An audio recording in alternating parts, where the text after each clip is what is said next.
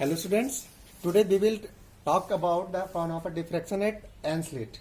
हम लोग Fraunhofer diffraction at single slit पहले डिस्कस कर चुके हैं. Same Fraunhofer diffraction at double slit discuss किया था हमने. अब Fraunhofer diffraction at N slit जो है वो Fraunhofer diffraction at double slit के जस्ट सिमिलर है. यहाँ पे हमने क्या किया कि जो स्लिट ली है वो एन है. बाकी जो डबल स्लिट में हमने देखा था कि जो स्लिट ली थी वो 2 थी. ऐसे सिमिलर हम 3 के लिए कर सकते हैं, 4 के लिए कर सकते हैं, 5 के लिए कर सकते हैं. सो हम यहाँ पे एन स्लिट के लिए करेंगे. अच्छा, इसको हम लोग डिफ्रैक्शन ग्रेटिंग भी बोलते हैं. ग्रेटिंग क्यों बोलते हैं? क्योंकि यहाँ पे हमने स्लिट जो ली है वो एल ली है, इक्वल स्पेस की है और सारी जो स्लिट्स हैं वो क्या है, पैरेलल है. यहाँ पे देखिए, आप देख सकते हैं स्लिट S1 है, स्लिट S2 है, स्लिट S3 भी है, dot dot dot slit S1 है. तो all the slits S1 S2 S3 dot dot dot to Sn constitute this diffraction grating. So यहाँ पे आप लोग देख सकते हैं जैसा कि फिगर में दिखा हुआ है.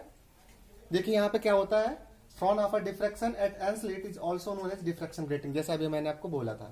In diffraction grating there are n equidistant slits. Diffraction grating में क्या होता है, n equidistant parallel slits होती हैं.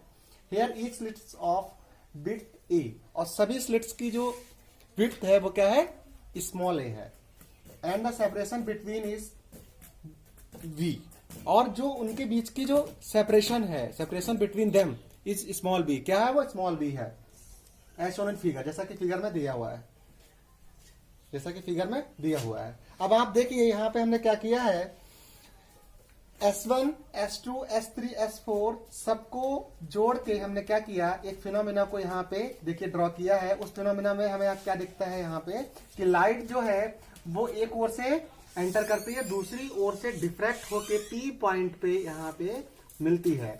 जब दो स्लिट का हमने डेरिवेशन किया था तो क्या हुआ था कि दो स्लिट से रे डिफ्रैक्ट हो गई थी और P पॉइंट पे मिली थी. यहाँ पे SN स्लिट्स है तो एन स्लिट से S1 से लेके SN तक की सभी स्लिट से जो रे जो है वो डिफ्रैक्ट होके P पॉइंट पे मिलेंगे. यहां पर भी दो फिनोमिना हुए होंगे आपके. पहला diffraction due to the slits edge and second one is interference at the point P after superimposed of N raise.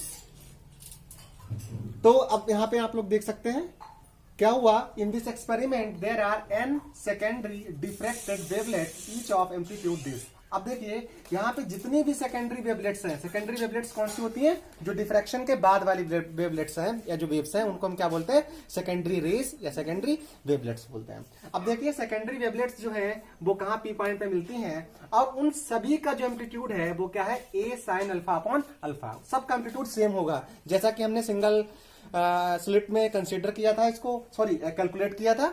Second slit, double slit में हमने क्या किया था, इसको मान के चले थे. ऐसे यहां पर जब एन स्लिट का डेरिवेशन करेंगे तब भी हम इसको यहाँ पे मान के चलेंगे. शुरुआत यहीं से स्टार्ट करेंगे. अब देखिए and the intensity at the point of P is given by, और इसकी जो इंटेंसिटी होगी वो I is equal to 4a square sine square alpha upon alpha square sine square N beta upon sine square beta. अब देखिए यहाँ पे हमने कुछ स्टार यहाँ पे मार्क किए. इसका मतलब ये हुआ है कि इसको हमें मेमोराइज करना है. बिकॉज ऑफ ये जो इंटेंसिटी है ये कैलकुलेट कैसे होगी, S1, S2, S3, S4, Sn तक की सभी जो ज्योमेट्रिक कैलकुलेशन है उसको जब हम यहाँ पे अप्लाई करेंगे तब ये कैलकुलेट कर पाएंगे. तो इसको हमें कैलकुलेट करने की यहाँ पे जरूरत नहीं है, इसको डायरेक्ट यहाँ पे मेमोराइज करने की जरूरत है. तो आप लोग देख सकते हैं इसको आपको मेमोराइज करना है. अब हाँ, इसको स्टडी करने की जरूरत है. आपको मेमोराइज करने के बाद इस इंटेंसिटी को स्टडी करने की जरूरत है. इसमें क्या करना है, आप देख सकते हैं A square sine square alpha upon alpha square जो है, this part is responsible for the diffraction pattern. किसके लिए, डिफ्रैक्शन पैटर्न के लिए. This point to be noted है.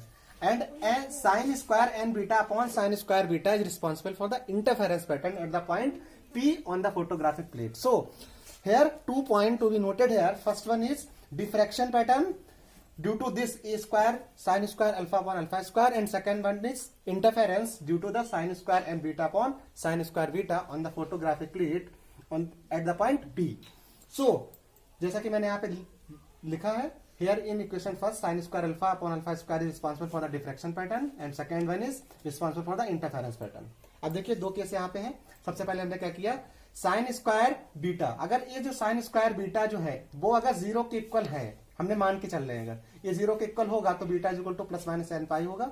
अच्छा, जो बीटा की वैल्यू है हमने सिंगल स्लिट में पहले कैलकुलेट कर ली थी, इसको हम डायरेक्ट यहाँ पे यूज करेंगे, pi upon lambda a plus B sine theta, यहाँ पे यूज करेंगे, पाई से पाई को कैंसिल कर देंगे, ये जो कंडीशन आ गई है, this is the condition of maximum intensities. ये जो कंडीशन है वो हमारी किसकी होगी, मैक्सिमम इंटेंसिटी की। अच्छा, मैक्सिमम इंटेंसिटी कैसे होगा, अगर साइन स्क्वायर बीटा यहाँ पे हम 0 पुट करें, देखो हमने यहाँ पे माना है, अगर यहाँ पे इसको 0 पुट करें तो sine square N beta upon 0 क्या हो जाएगा, इनफाइनाइट। और इनफाइनाइट की अगर इनफाइनाइट की अगर किसी भी नंबर से मल्टीप्लाई करेंगे, किसी भी कांस्टेंट से मल्टीप्लाई करेंगे, किसी भी डिजिट से मल्टीप्लाई करेंगे, किसी भी अल्फाबेट से मल्टीप्लाई करेंगे, इन ऑल अदर वर्ल्ड, इस वर्ल्ड में, इस वर्ल्ड के बाहर पूरे गैलेक्सी में कोई भी ऐसी चीज है अगर इनफाइनाइट से मल्टीप्लाई होता है तो वो इनफाइनाइट ही आ जाता है।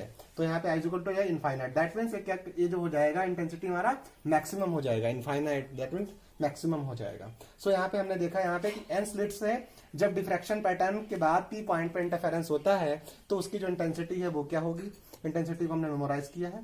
इंटेंसिटी जो है वो डिपेंड किस पे करेगी, कुछ पार्ट है आपका, कुछ पार्ट अलग है आपका, दोनों पार्ट पे डिपेंडेंसी उसकी होगी। पहला पार्ट इंटरेक्शन के लिए रिस्पॉन्सिबल है और दूसरा पार्ट जो है वो इंटरफेरेंस के लिए रिस्पॉन्सिबल है, जैसा कि आप लोगों ने भी यहाँ पे देखा। And here capital N contains the value 0 to 1 2 3 4 5 6 dot dot dot n. This gives 0 order principal maxima and first order maxima, principal maxima, and if we put n is equal to 2, then we get second order principal maxima, and if we put n is equal to 3, then we get third order principal maxima and dot dot dot dot. अब के second के लिए हमें minima के लिए condition निकालनी है, तो साइन स्क्वायर एन बीटा को हम क्या कर देंगे, 0। जब साइन स्क्वायर एन बीटा को 0 करेंगे तो आपकी ये कंडीशन आ जाएगी, N beta equal to plus minus M pi, pi से पाई कैंसिल हो जाएगा, N A plus B sine theta equal to plus minus M lambda. This is the condition of minima.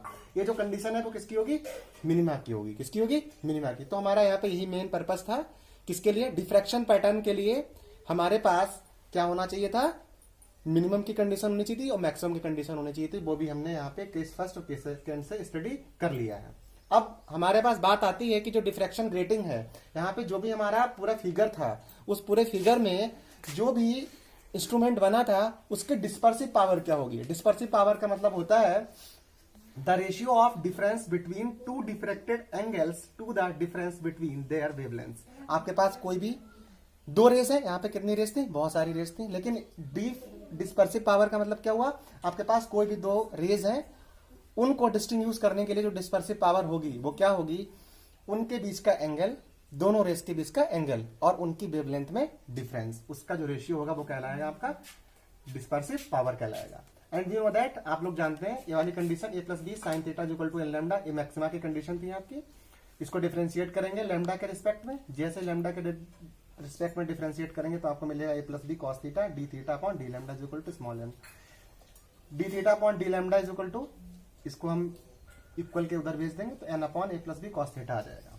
अब यहाँ पे आप लोग देख सकते हैं कि जो डिस्पर्सिव पावर होगी सी और ई इक्वेशन से आपको क्या मिल जाएगा, dispersive power D P is equal to N upon A plus B cos theta. So this equation F shows the dispersive power of the diffraction grating, and this dispersive power is directly proportional to the small n and directly proportional to the 1 upon a plus b and directly proportional to the 1 upon cos theta, where a plus b is known as grating element। यहाँ पे a plus b जो है उसको हमने क्या बोल दिया, grating element भी बोल दिया है।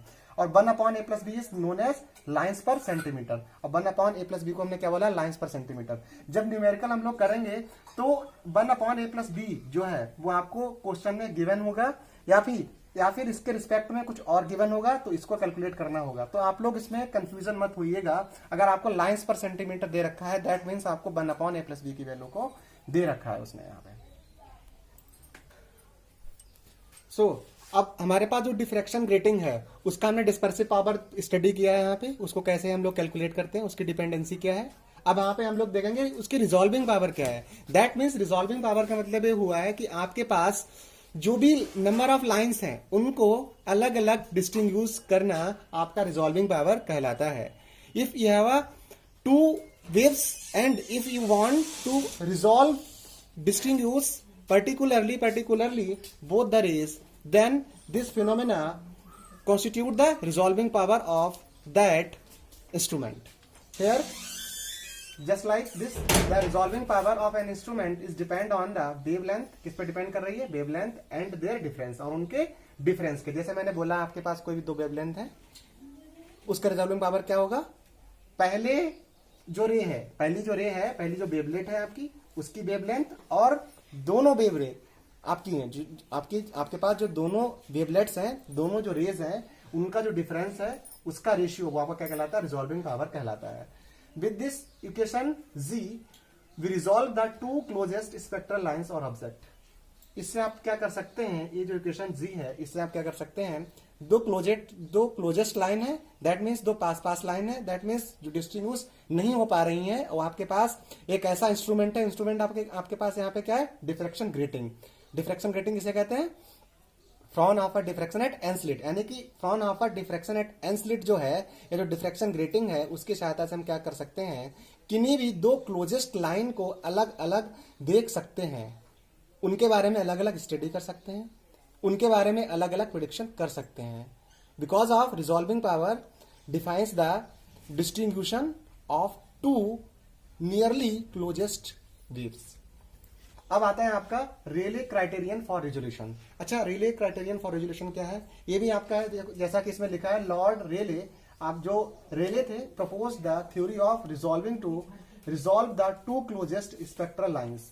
रेले ने क्या किया, एक ऐसा क्राइटेरिया जिसमें क्या हुआ, आपके पास अगर दो क्लोजेस्ट लाइन थी, उनको अलग अलग रिजॉल्व कर लिया।